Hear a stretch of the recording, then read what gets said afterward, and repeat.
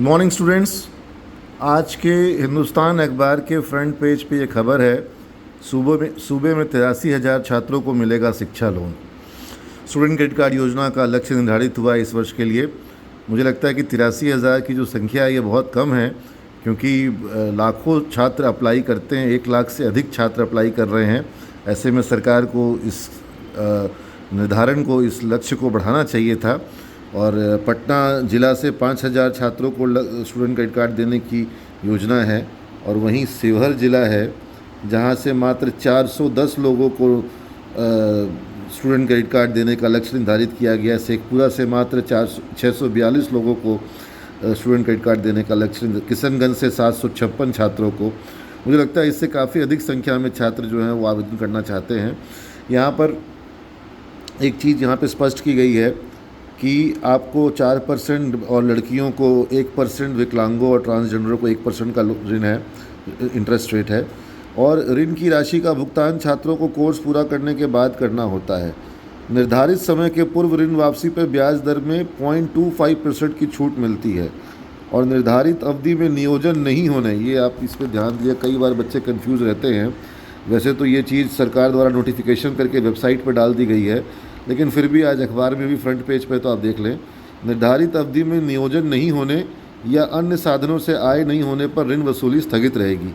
यानी कि जब आपको जॉब मिलती है तभी आपको इसको लोन को रिटर्न करना होता है, और जब तक जॉब नहीं मिलती है आपको सिर्फ एफिडेविट जमा करना होता है कि आपके पास आय का साधन नहीं है। और ऐसे में आपको जो है लोन की जो अदायगी होती है वो स्थगित हो जाती है, वो स्थगित रहती है।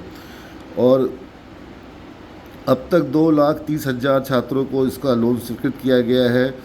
2,06,000 आवेदकों ने अब तक ऋण लिया है और 3,396 करोड़ रुपए का ऋण जो है वो सरकार बांट चुकी है।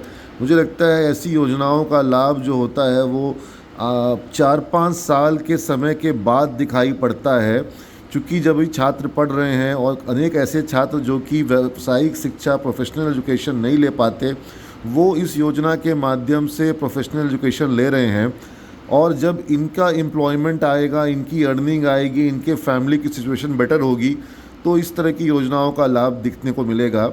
और जब सरकार अपने स्तर से कोशिश करती है कि वो लोगों को मुफ्त शिक्षा दे, वहाँ पर यह भी कठिनाई होती है कि सरकार का खर्च तो हो रहा है। आज बिहार के गाँव में, जो ज़िले में जो कॉलेजेस हैं, वहाँ पर एक बीए के छात्र का 1 वर्ष का खर्च सरकार का 70,000 रुपये प्रति वर्ष आ रहा है। 3 साल के कोर्स में सरकार 2,10,000 रुपये खर्च कर रही है, पब्लिक का पैसा खर्च होता है।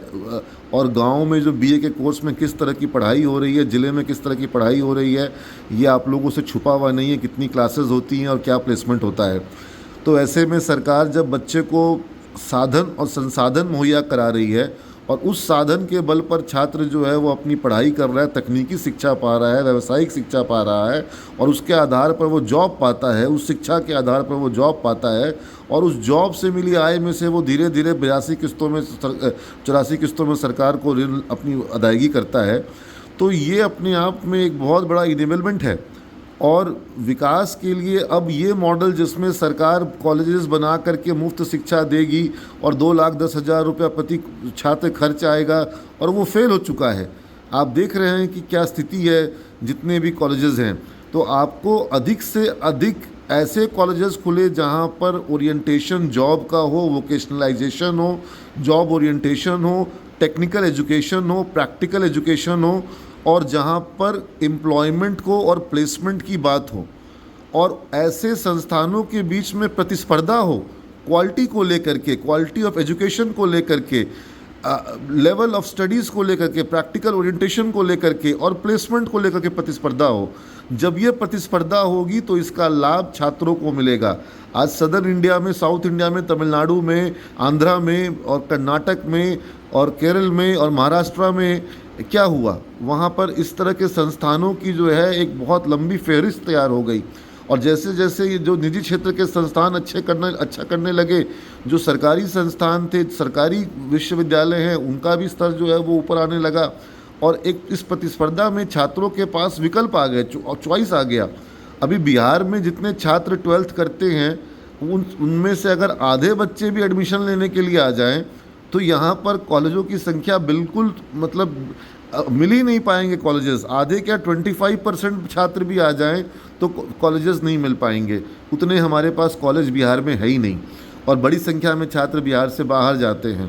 जिनको भी लगता है कि मुझे स्तरीय शिक्षा चाहिए, मुझे प्लेसमेंट चाहिए, एम्प्लॉयमेंट और मुझे एक्सपोजर चाहिए कॉरपोरेट, तो वो लोग बिहार से बाहर चल जाते हैं। भले ही बाहर जाने में उनका दुगना तिगुना चौगुना खर्च आता है और वहाँ जितना रहने में खर्च आता है उतने में यहाँ पूरी पढ़ाई हो जाती है, लेकिन छात्र बाहर जाते हैं। और ये भी फैक्ट है कि बाहर के अधिकांश संस्थानों में अच्छी पढ़ाई की व्यवस्था नहीं है।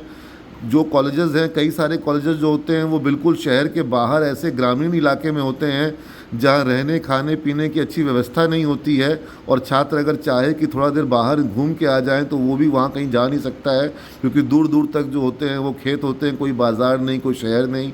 और वहाँ पे छात्र जो है वो एक तरीके से थोड़ा सा फ्रस्ट्रेटेड महसूस करता है। और इन संस्थानों में जो शिक्षक पढ़ा रहे हैं उनका स्तर, उनका अनुभव, और बहुत बार देखा गया है कि बिहार के शिक्षक, बिहार के छात्र बाहर के कॉलेजेस में पढ़ा रहे हैं और पढ़ रहे हैं। तो ये विडंबना है कि हमारे पास अच्छे शिक्षक हैं, हमारे पास अच्छे छात्र हैं, लेकिन संस्थानों का अभाव है, इंडस्ट्री का राज्य में अभाव है।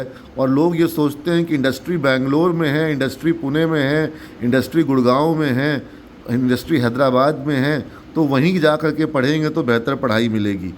जबकि आज इंडस्ट्री कहाँ किस शहर में है, चूँकि ऑनलाइन इंटरव्यू का दौर है, ऑनलाइन सारा हायरिंग का काम हो रहा है और सारा जो सिलेक्शन हो रहा है कंपनियों के द्वारा, वो पूरा प्रोसेस ऑनलाइन हो गया है। ऐसे में अब कॉलेज बेंगलोर में है कि कॉलेज हैदराबाद में है कि पटना में है, इससे कोई फ़र्क नहीं पड़ रहा है।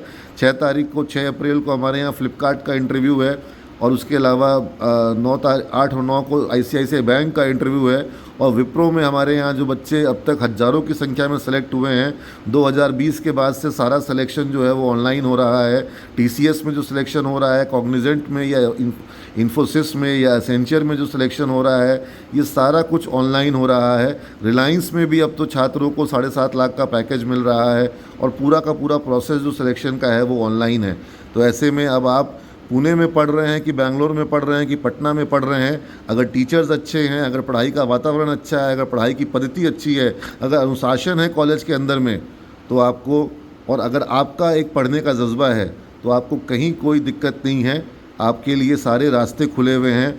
और मतलब सिमेज के संग तो एक एडवांटेज मैं ज़रूर ये देखता हूँ कि बच्चे जितने हमारे यहाँ पर पढ़ रहे हैं, और जो स्टूडेंट्स का 3 साल का जो बच्चों का जो पूरा का पूरा वो अपना जो एक सरकार के माध्यम से पढ़ें, चाहे वो स्वयं के माध्यम से पढ़ें, वो जो राशि उनको जो कॉलेज में वो फ़ीस जमा कर रहे हैं, उससे ज़्यादा का उनको प्लेसमेंट जो है वो प्राप्त कर लेते हैं।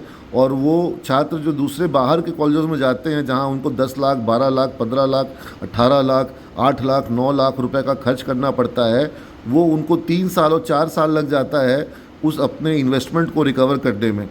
जबकि सिमेज का स्टूडेंट जो है वो पहले वर्ष में ही अपना इन्वेस्टमेंट रिकवर कर लेता है। मैक्सिमम हो सकता है 1.5 वर्ष किसी को लगे, लेकिन 1 वर्ष में बहुत से छात्र जो हैं वो रिकवर अपना कर लेते हैं। तो ये आपको अपना पढ़ाई का ओरिएंटेशन और जो स्किल्स और एडिशनल जो कोर्सेज कराए जाते हैं उन पर आपको अपना ध्यान बना के रखना होगा। वो आपको बाकियों से अलग बनाते हैं और उसके कारण इंडस्ट्री में आपकी डिमांड बनती है। तो I hope student credit card जो बच्चे अप्लाई करना चाहते हैं वो लोग थोड़ा जल्दबाजी भी करेंगे, और ये भी देख रहे हैं कि संख्या जो है वो ज़्यादा नहीं है, तो सरकार जो है जब 83,000 लोग को दे देगी तो उसका टारगेट पूरा हो जाएगा। हो सकता है कि 1 सवा लाख लोग अप्लाई करें, इसलिए जल्द से जल्द जो लोग अप्लाई करेंगे वो लोग, क्योंकि इसमें फर्स्ट कम फर्स्ट सर्व का सिस्टम रहेगा। कई बार छात्र अप्लाई कर देते हैं, उसके बाद के डॉक्यूमेंट्स, उसके बाद की प्रोसेसिंग में अपना समय नहीं देते हैं और उसके कारण उनका लोन जो है वो अटक जाता है। तो ये सूचना का आप लोग ध्यान रखेंगे। God bless you all.